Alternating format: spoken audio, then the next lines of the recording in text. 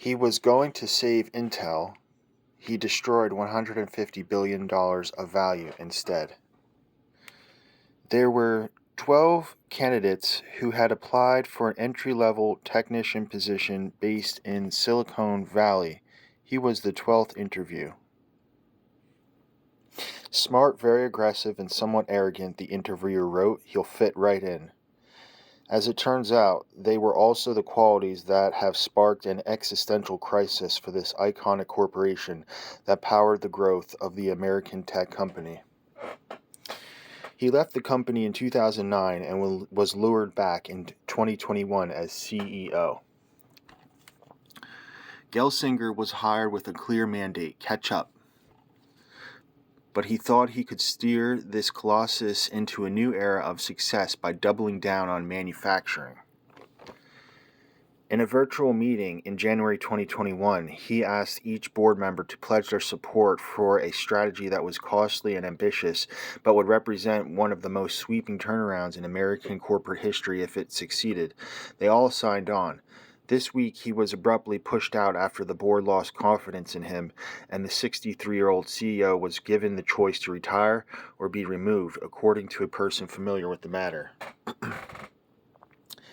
In late October, the company reported its largest quarterly loss ever, a stunning $16.6 billion net loss. The company's failure to develop competitive mobile chips also meant that it largely missed out on an industry's boom times in the 2010s.